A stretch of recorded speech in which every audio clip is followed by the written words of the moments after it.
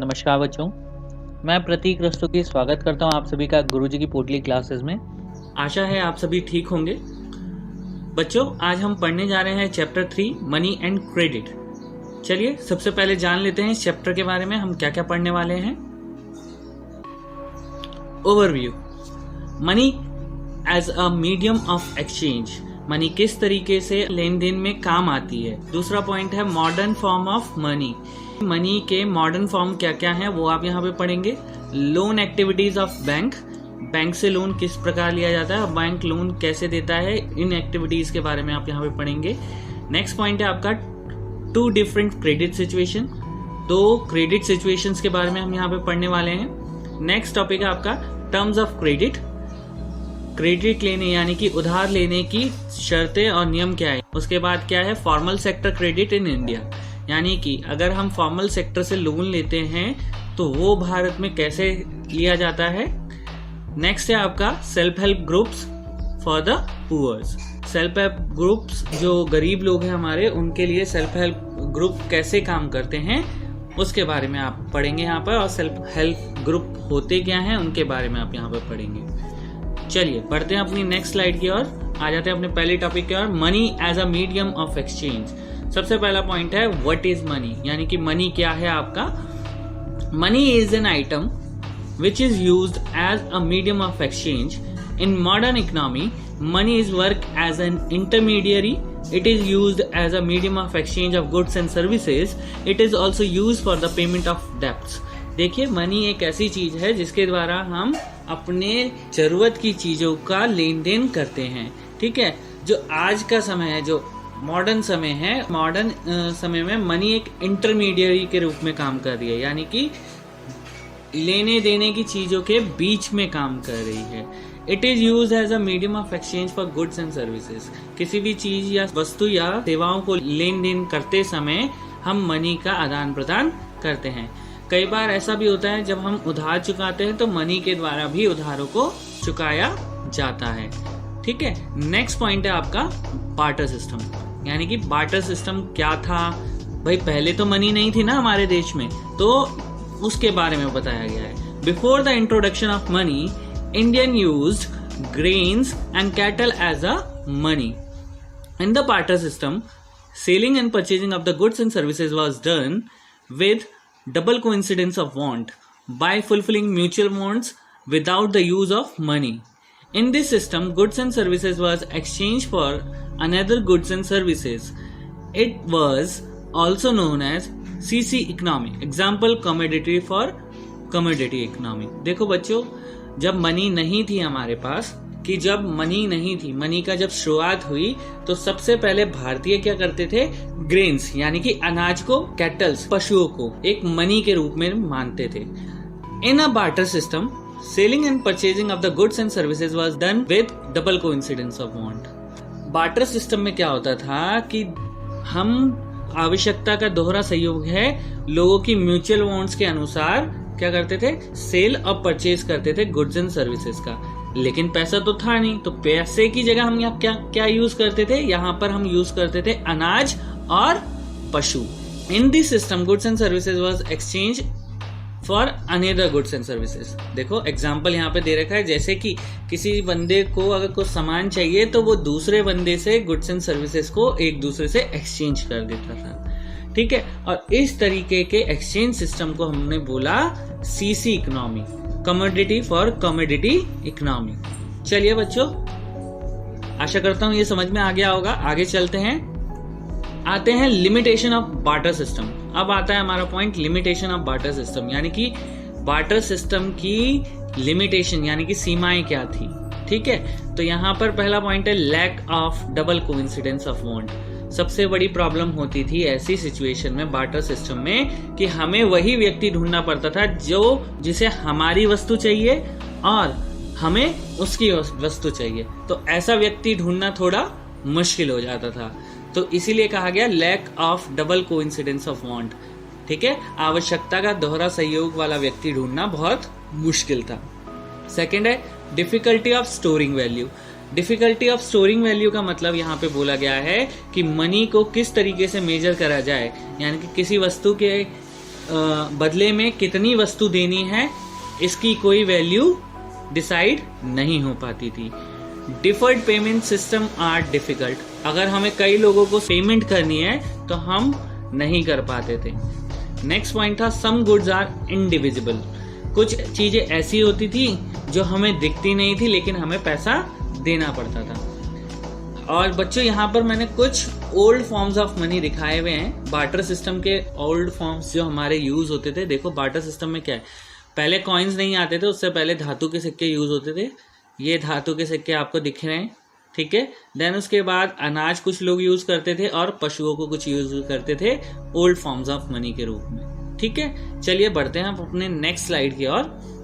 Modern form of money, जैसे जैसे समय बदलता गया तो मनी की मॉडर्न फॉर्म्स भी इंट्रोड्यूस होती चली गई, ठीक है। तो मॉडर्न फॉर्म ऑफ मनी के बारे में पहली चीज जो है करेंसी, ठीक है। पहला पॉइंट है currency.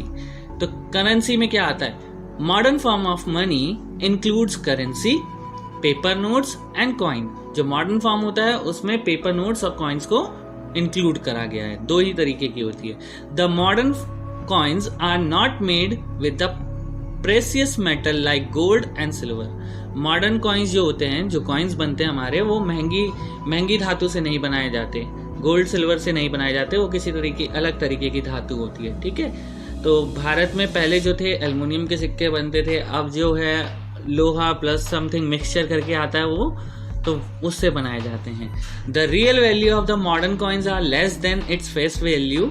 Currency coins are also used as a medium of exchange in modern economy. The currency note are made with paper. The real value of the currency note are less than its face value. तो देखो यहाँ पे क्या बोला कि real value जो होती थी मॉडर्न कॉइन्स की वो लेस होती थी उसकी फेस वैल्यू से, ठीक है। यानी कि जो सामान जो हमारा सिक्का बनाया जाता है तो उस सिक्के की वैल्यू अगर विदाउट वो कॉइन्स नहीं बना हुआ है तो उसकी वैल्यू कम होती थी, ठीक है, ताकि लोग अगर उसे गुलाएं भी तो उसका वैल्यू उसे मिले ना, ठीक है। तो जो छपा हुआ है उसकी वैल्यू ज्यादा है और जब वो सिक्का नहीं है तब उसकी वैल्यू कम है। अगर रियल में कोई उसे गलाएगा सिक्कों को तो उसकी वैल्यू कम मिलेगी, ठीक है। Note are also used as a medium of exchange in modern economy. आज के समय में आपने देखा होगा नोट्स आ गए हैं 500, 1000, 2000, ठीक है, और आपका 20, 50, ये अलग अलग 200 का भी नोट है, 100 का भी नोट है। ये सारी करेंसी क्या है, पेपर करेंसी के रूप में यूज होती है, पेपर नोट्स के तौर पे। तो इनका भी वही चीज है, जैसे कि अगर कागज की वैल्यू की बात करें तो रियल वैल्यू उसकी कम है उसकी करेंसी नोट की वैल्यू से, ठीक है। जो उस पर लिखी हुई वैल्यू है उससे कम है उसकी वैल्यू, ठीक है। The currency note are made with the paper, the real value of the currency note are less than it face value. देखो यहाँ साफ साफ लिखा है, आपकी समझ में आ गया होगा। The currency is authorised by the government of the country. देखो किसी भी देश में करेंसी लगाने के लिए गवर्नमेंट उसे ऑथराइज करेगी तभी आप करेंसी लगा सकते हो। So it is used as a medium of exchange and accepted by others. इसीलिए गवर्नमेंट ऑथराइज करती है ताकि उसे लोग क्या करें, मीडियम ऑफ एक्सचेंज के तौर पे एक्सेप्ट कर लें, स्वीकार कर लें और एक दूसरे की वस्तुओं को चेंज कर लें। In India Reserve Bank of India has authority to issue currency notes on behalf of central government. Bharat में जो अथॉरिटी मिली है करेंसी नोट को इशू करने की वो है रिजर्व बैंक ऑफ इंडिया, जिसे हम RBI के नाम से भी जानते हैं। In India no individual can legally refuse the accept the rupee issue by the Reserve Bank of India, ठीक है। हमारे यहाँ पे बोला गया है कि कोई भी व्यक्ति, कोई भी इंडिविजुअल इंसान लीगली रिफ्यूज नहीं कर सकता रुपए को स्वीकार करने में, जो कि इशूड की गई है किसके द्वारा, RBI। अगर RBI द्वारा कोई करेंसी इशू करी गई है और उसको कोई व्यक्ति रिफ्यूज करता है यानी कि स्वीकार नहीं करता है तो ऐसे कंडीशन में उसे सजा भी मिल सकती है और जेल भी जाना पड़ सकता है, ठीक है बच्चों। समझ गए आप मॉडर्न करेंसी में पेपर एंड कॉइन्स की वैल्यू उसकी फेस वैल्यू ज्यादा है, रियल वैल्यू कम है। अब चलिए बढ़ते हैं हम अपने नेक्स्ट टॉपिक की ओर, डिपॉजिट विद बैंक। अब अगला टॉपिक आ जाता है deposit with bank. Modern currency में जो हमारा सेकंड पॉइंट है वो है deposit with bank. Deposit with bank are also a form of money. A person can deposit in the bank by opening an account on his or her name. देखो deposit यानी कि जमा जब हम करते हैं वो एक तरीके का जो बैंक में हम जमा कर रहे हैं वो भी एक तरीके की करेंसी के तौर पे माना जाता है। एक इंसान अपनी मनी को, अपने पैसे को बैंक में खाता खुलाकर क्या कर सकता है, रख सकता है। People need only some money at the point of time. So people can deposit extra money and earn extra money which is given on money already deposited into bank. देखो लोग क्या करते हैं, अपना एक्स्ट्रा पैसा जितनी जरूरत होती है उतना अपने पास रखते हैं, और जो एक्स्ट्रा पैसा होता है या कोई उसके पास जैसे सपोज 500 रुपए हैं तो 500 रुपए में से 200 उसका खर्चा होना है तो 300 वो कहाँ जमा कर देता है, बैंक में, ताकि उससे वो एक्स्ट्रा मनी अर्न कर सके। और तो इसके लिए लोग क्या करते हैं, वो एक्स्ट्रा मनी को कहाँ डिपॉजिट कर देते हैं, बैंक में जमा कर देते हैं। नेक्स्ट पॉइंट है आपका, a facility of payment through cheque is also provided by the bank to their customers. Check work as an instrument for payment which is made by the paper. A person can directly transfer money to another person through check rather than in cash. देखो अगर आज की date में अगर हम बात करते हैं मॉडर्न फॉर्म ऑफ मनी भी जो बैंक हमें दे रहा है वो एक तरीके की चेक के थ्रू भी देता है, जिसमें हम क्या करते हैं, किसी व्यक्ति के नाम पर हम उस चेक को लिख देते हैं और उस चेक को डायरेक्ट वो अपने अकाउंट में जाके लगा लेगा तो उसकी मनी उसके अकाउंट में ट्रांसफर हो जाएगी, हमें कोई पैसा देने की जरूरत नहीं है। चेक इंस्ट्रूमेंट जो है एक तरीके का पेपर पे बना हुआ पेमेंट मेथड है जिसके थ्रू बैंक उसे एक्सेप्ट करता है, यदि उसका नाम लिखा हुआ है तो पैसा सीधे उसके अकाउंट में चले जाएगा। चलिए बढ़ते हैं अपनी नेक्स्ट स्लाइड की ओर। देखो बच्चों यहाँ पे मैंने कुछ एग्जांपल दिए हैं मॉडर्न फॉर्म्स के, इस फोटो के जरिए आप समझ जाएंगे। कॉइन्स दे रखे हैं और आपको 100, 50 और 10 का नोट दिख रहा होगा, ये सब पेपर कॉइन्स की एक सैंपल दे रखी है, ठीक है। और चेक्स तो आपको पता ही होगा, तो चेक्स मैंने यहाँ पर नहीं दिखाया है, ठीक है, तो आप इसको समझ लीजिए। चलते बढ़ते हैं अपनी नेक्स्ट स्लाइड की ओर। Loan activities of the bank. चलिए बच्चों अब हम आ गए हैं नेक्स्ट टॉपिक की ओर। फंक्शन बैंक क्या क्या करता है, पहला तो हमारा डिपॉजिट करता है, सेकंड वो क्या करता है, लोन देता है। तो यहाँ पर वही चीज समझाई गई है, loan activity of the bank. Bank works as mediator between the depositor and the borrower. People deposited their money in the bank get some rate of interest as extra income. Bank hold only some percentage of their deposit into bank. देखो यहाँ पर आपको मैं समझा दूं कि bank क्या करता है, बैंक एक मीडिएटर के तौर पे काम करता है, ठीक है, एक मध्यता निभाता है वो डिपॉजिटर और बोरोवर के बीच में। डिपॉजिटर यानी कि जो जमा करने वाला व्यक्ति है और बोरोवर जो लोन लेने वाला व्यक्ति है जिसे पैसा चाहिए, ठीक है, उन दोनों के मीडिएटर के तौर पे ये काम करता है बैंक, ठीक है। अब बात आती है पीपल क्या करते हैं, लोग जो करते हैं हमारे एक्स्ट्रा पैसे को वो कहाँ जमा कर देते हैं, बैंक में जमा कर देते हैं, ताकि उन्हें थोड़ा सा रेट ऑफ इंटरेस्ट से उन्हें एक्स्ट्रा इनकम हो जाए, ठीक है। तो बैंक अपने डिपॉजिट पर, बैंक लोगों से जो उनका डिपॉजिट है उस पर उन्हें ब्याज देती है, ठीक है, यानी कि उन्हें एक्स्ट्रा इनकम देती है। लेकिन ठीक इसी के साथ साथ वो लोन फैसिलिटी भी देती है, ठीक है। लोन फैसिलिटी कैसे देती है वो मैं अभी आपको आगे समझाऊंगा इस टॉपिक में। Bank hold only some percentage of their deposit into the bank. देखो जो लोगों से उसे पैसा आ रहा है बैंक के पास, वो सारा पैसा अपने पास नहीं रखता, कुछ परसेंटेज में वो अपने पास रखता है, बाकी पैसे को वो कहाँ दे देता है, लोन एक्टिविटीज में दे देता है, ताकि बैंक को इनकम हो सके। अब देखिए यहाँ पर सेकंड पॉइंट से आप समझ जाओगे, a major portion of the deposited money is provided to the those people who are needy of money for economic activities. In this case money is provided as a loan with a higher rate of interest. The difference between interest on borrowing money and the rate of interest of depositing money is the income for the bank. देखो यहाँ पर क्या है, bank पैसा काम कैसे कर रहा है, पैसा कैसे कमा रहा है, कहीं ना कहीं से तो कमा रहा होगा। तो यहाँ पे उस चीज को मैं आपको समझा देता हूँ। बैंक लोगों से पैसे लेता है, उसे जमा करता है, कुछ पैसे को वो परसेंटेज के रूप में, कैश के रूप में अपने बैंक में रखता है, बाकी पैसे को वो क्या कर देता है, लोन के तौर पर लोगों को बांट देता है, ठीक है। जब वो लोन पे लोगों को बांटता है तो वो किस रेट ऑफ इंटरेस्ट से बांटता है? जो उसका डिपॉजिट रेट ऑफ इंटरेस्ट है उससे थोड़ा सा ज्यादा हायर रेट पे, ठीक है, हायर रेट ऑफ इंटरेस्ट पे लोगों को वो लोन प्रोवाइड कर देता है।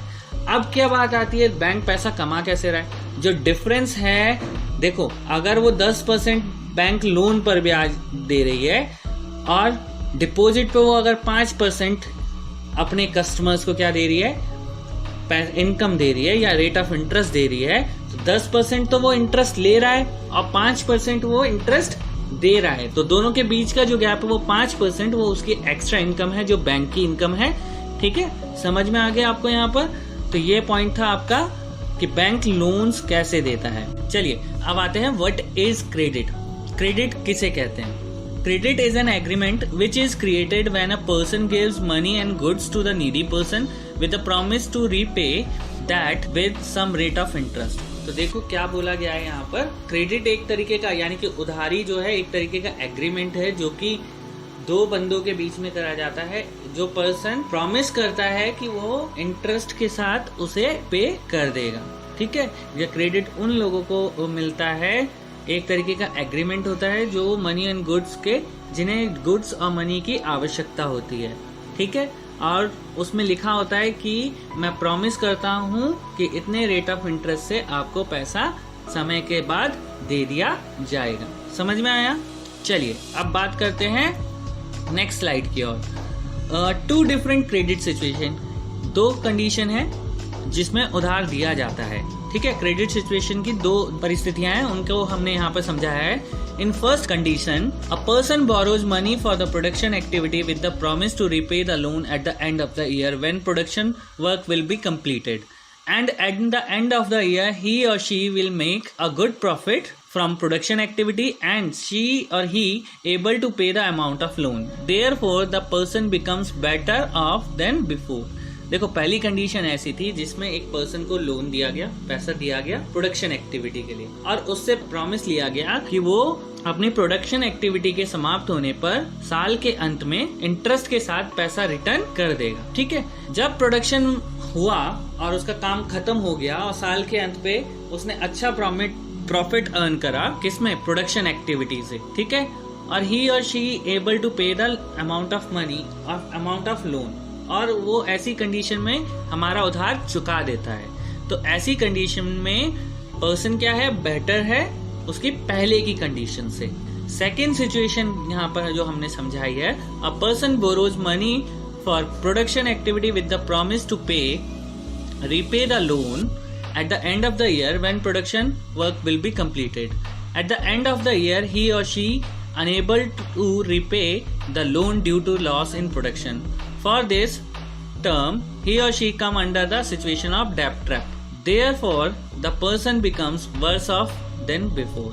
तो देखो दूसरी कंडीशन में क्या हुआ, पहली कंडीशन में तो वो अच्छा परफॉर्म कर रहा था, दूसरी कंडीशन में वो क्या है, उसे लोन मिला, उसने प्रोडक्शन करा, लेकिन प्रोडक्शन साल के अंत में उसे प्रोडक्शन में लॉस हो गया, उसका सामान नहीं बिका, उसे लॉस हो गया अपनी प्रोडक्शन एक्टिविटी में, और वो अपने लोन को नहीं चुका पाया। तो ऐसी कंडीशन में इंसान फंस जाता है डेब्ट ट्रैप यानी कि उधारी के चक्कर में, ठीक है। और ऐसे कंडीशन में वो इंसान पहली वाली कंडीशन से और भी बेकार हो जाता है। तो 2 तरीके की क्रेडिट, एक में वो इंसान बेटर हो जाता है और एक में इंसान वर्स्ट हो जाता है, यानी कि उसकी कंडीशंस बुरी हो जाती हैं, ठीक है। चलिए बढ़ते हैं अपनी नेक्स्ट टॉपिक की ओर।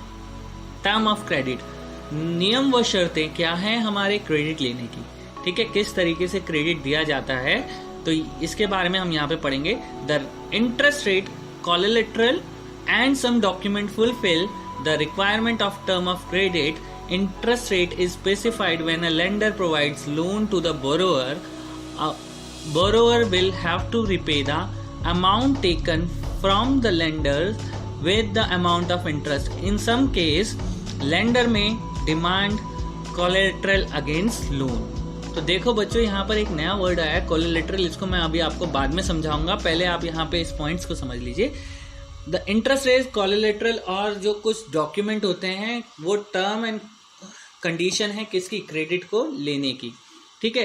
टर्म क्रेडिट अगर लेना है या लोन कभी लेना है आपको, तो या तो रेट ऑफ इंटरेस्ट देना होगा या आपको कुछ बंधक रखना पड़ेगा। इसका मतलब होता है बंधक, यानी कि किसी चीज को गिरवी रखना, ठीक है। दूसरा होता है कुछ डॉक्यूमेंट फुलफिल करने होते हैं लोन लेने के लिए। तो ये कॉमन टर्म एंड कंडीशंस हैं जो क्रेडिट लेते समय हमें पूरी करनी होती हैं। Interest rate is specified when a lender provides loan to the borrower. ये कौन डिसाइड करेगा? इंटरेस्ट रेट यहाँ पर जो लोन को प्रोवाइड कर रहा है वो डिसाइड करेगा कितने रेट ऑफ इंटरेस्ट पे वो बोरोवर को लोन दे रहा है। A borrower will have to repay the amount taken from the lender with the amount of interest. अब बोरोवर को क्या करना पड़ेगा? वो पैसा रेट ऑफ इंटरेस्ट के साथ वापस करना पड़ेगा। किसको? लेंडर्स को, ठीक है। इन सम केस लेंडर में डिमांड कोलेटरल अगेंस्ट लोन। कुछ केसेस में क्या होता है, लेंडर जो पैसा देने वाले होते हैं वो क्या करते हैं, कुछ ना कुछ कोलेटरल मांग लेते हैं लोन के अगेंस्ट। पेपर मांग लेंगे या कुछ बंधक मांग लेंगे, गिरवी रखने के लिए कोई ना कोई चीज वो मांग लेते हैं, ठीक है। तो कोलेटरल का मतलब है गिरवी रखने का कोई पेपर या कोई भी चीज हो सकती है, वो एसेट्स हो सकती है आपकी, वो आपसे मान ली जाएगी, ठीक है। तो यहाँ पर देखिए मैंने डेफिनेशन दी है, what is collateral. Collateral is an assets of the borrower which is given to the lender as a security for the specified period. Collateral एक तरीके की assets है जो borrower द्वारा दी जाती है किसको? lender को, ठीक है। किस तौर पे? सिक्योरिटी के तौर पे, और एक स्पेसिफाइड पीरियड में, यानी कि निर्धारित समय, जितने समय के लिए उसने लोन लिया है उस समय के लिए सिक्योरिटी के तौर पे बोरोवर को अपने कुछ एसेट्स को वहां क्या रखना पड़ेगा? गिरवी के तौर पे रखना पड़ेगा। इसी को हम कोलेटरल बोलते हैं। A lender can use the assets which are held by him as a security until the amount of loan is repaid. Lender क्या करेगा उस चीज के एसेट्स का? उसको यूज कर सकता है ताकि उसे सिक्योरिटी बने रहे कि उसका पैसा उसे वापस मिल जाएगा।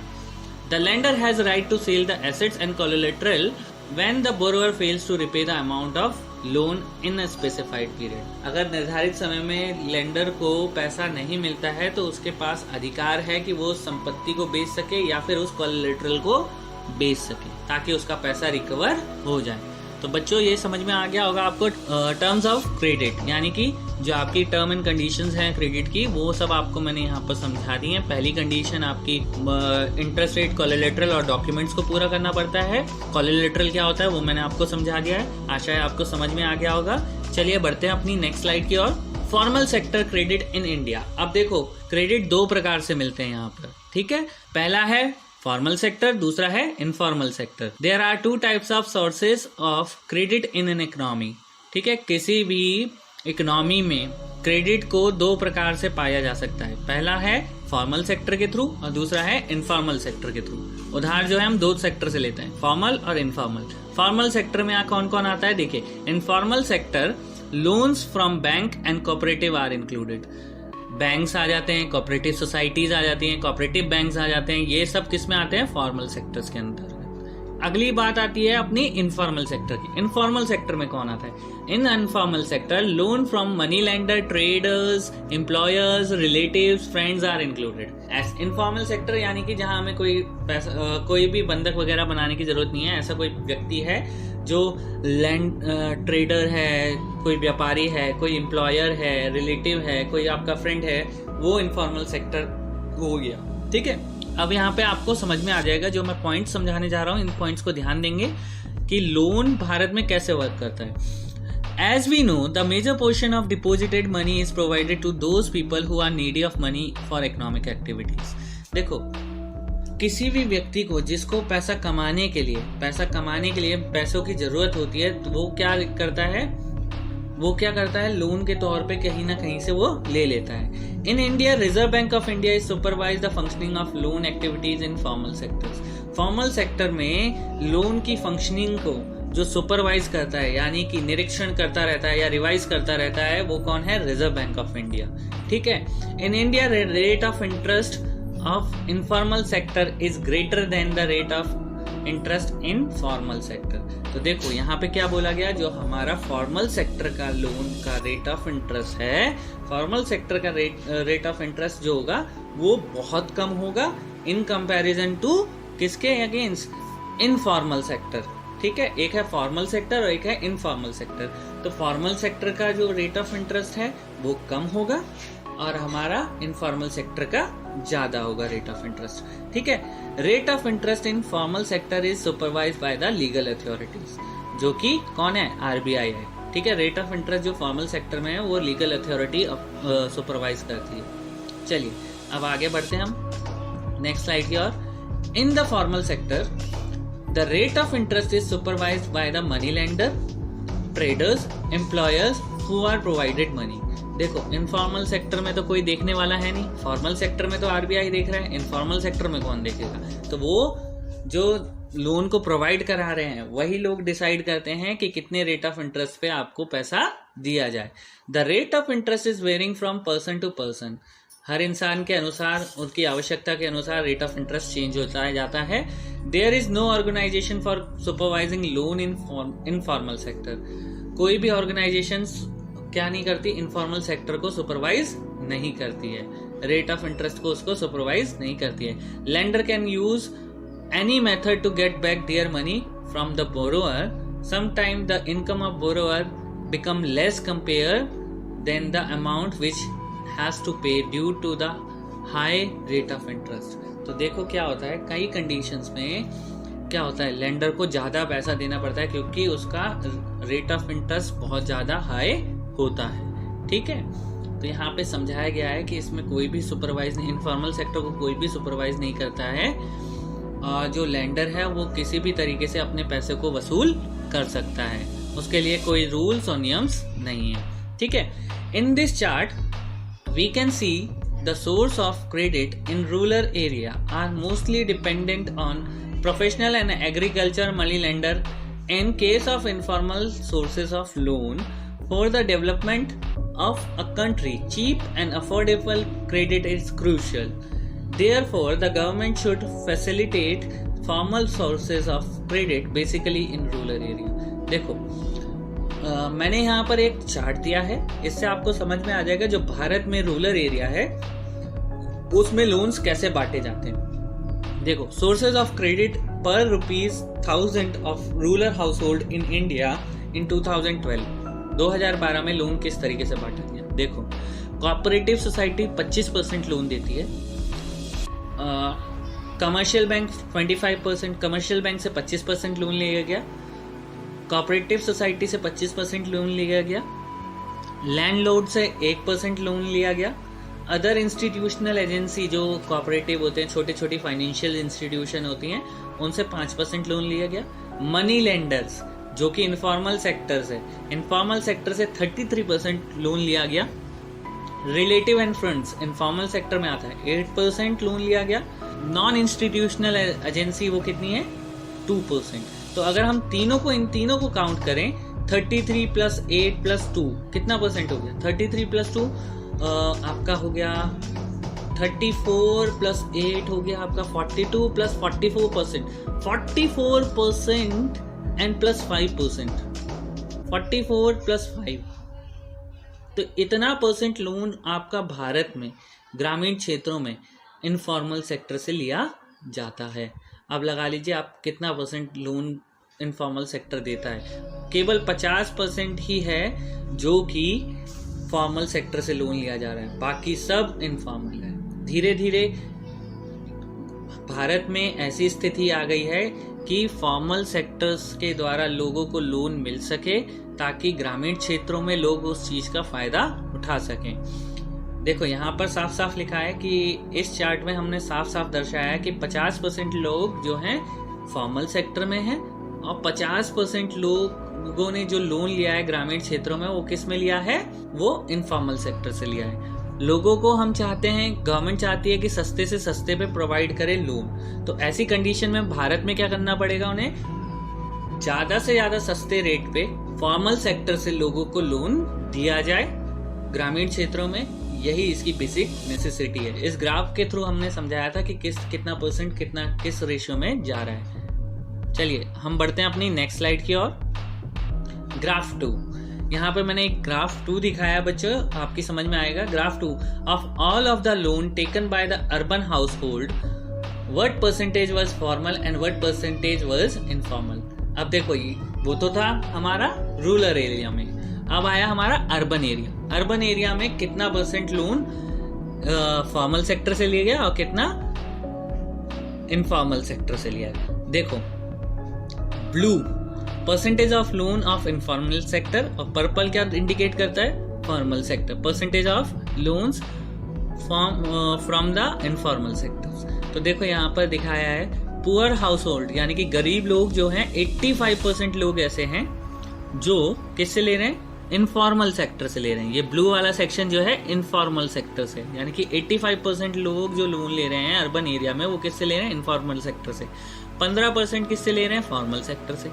इसी तरीके से house hold with few assets, ऐसे लोग जो गिरवी रख के लोन ले रहे हैं। तो लोन अगर अपनी कोई चीज को रख के लोन ले रहे हैं तो वो कितना 47% फॉर्मल सेक्टर से ले रहे हैं, 53% आज भी इनफॉर्मल सेक्टर से लोन लिया जा रहा है। ठीक है।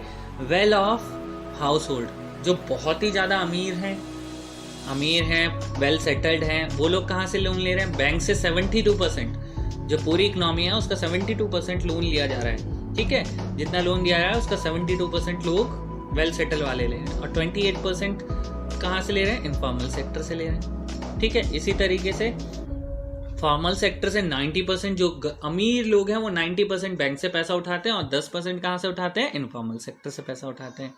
Graph 2 shows the importance of formal and informal sources of credit for the people in urban area. The people are divided into 4 groups. Poor to rich as shown in the figure. देखो यहाँ पर हमने साफ साफ इसमें मैंने पूरा समझा दिया आपको ग्राफ। अगर आपको नहीं समझ में आ रहा है तो आपको यहाँ से समझ में आ जाएगा। You can see that 85% of the loan taken by the poor household in urban area are from the informal sources. ये देखो पुअर एरिया में हमारा 85% informal sources से लोग, गरीब लोग लेते हैं। Compare this with the rich urban household. What do you find? Only 10% of their loans are from informal sources. देखो, अगर हम इसे कंपेयर करते हैं रिच लोगों से तो 10% लोन ही ऐसा है, क्योंकि उनके पास पेपर पूरे होंगे, सब कुछ होगा, तो वो 90% बैंक से ही पैसा प्रेफर करेंगे उठाना। ठीक है। A similar pattern is also found in rural area.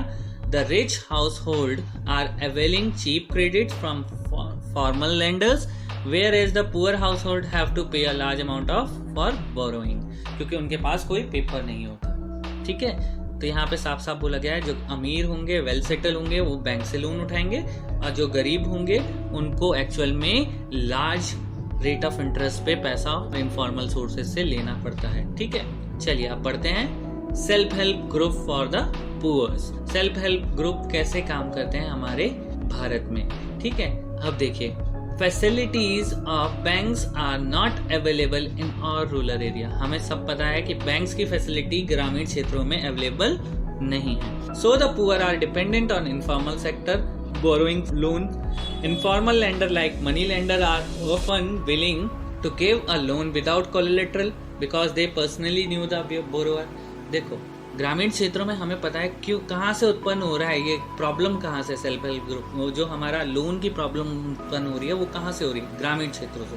ग्रामीण क्षेत्रों में बैंक नहीं होते पहली कंडीशन, और बैंक है भी तो वो कोलेटरल रखवाते हैं। दूसरी चीज, गरीब लोगों के पास कोलेटरल रखने के लिए कुछ होता नहीं है। ठीक है।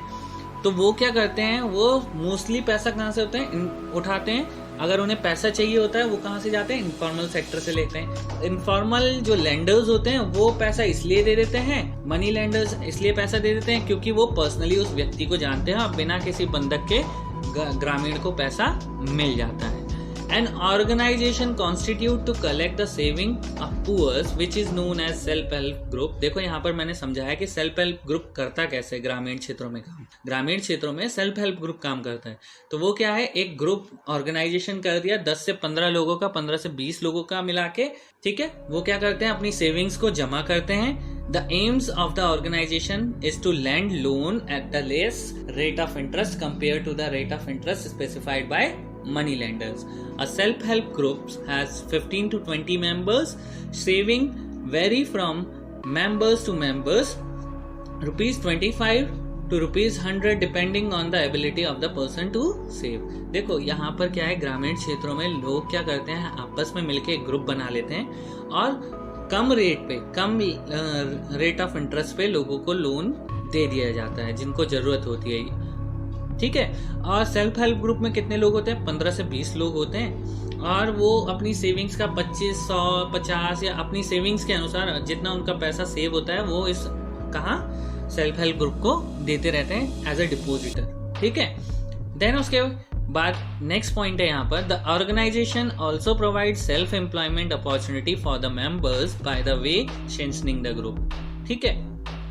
क्या करते हैं? सेल्फ एम्प्लॉयड अपॉर्चुनिटी भी प्रोवाइड करते हैं, ठीक है। और सेल्फ हेल्प ग्रुप जो है सेल्फ एम्प्लॉयड अपॉर्चुनिटी यानी कि इंसान को खुद आत्मनिर्भर बनाने के लिए क्या करते हैं?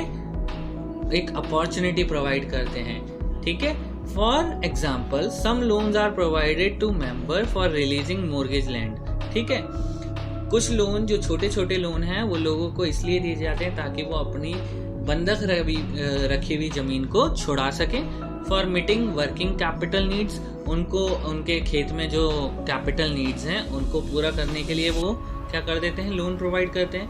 फॉर हाउस मटेरियल, अगर उन्हें घर में कोई सामान की जरूरत है तो उसके लिए वो लोन प्रोवाइड करा देते हैं।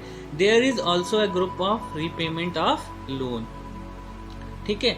तो रीपेमेंट ऑफ लोन के लिए भी एक ग्रुप बनाया गया है, जिससे in the case of any non repayment by the one member is followed by the other members of the organisation, क्या होता है? अगर कोई व्यक्ति पैसा पे नहीं करता है तो उसे दूसरे ऑर्गेनाइजेशन के मेंबर द्वारा वसूल करा जाता है। और ये हमारा चैप्टर बच्चों यहाँ पर समाप्त हो गया है। इस चैप्टर के डिस्क्रिप्शन बॉक्स में मैंने आपको लिंक दे दिया है एनसीईआरटी क्वेश्चंस के बारे में।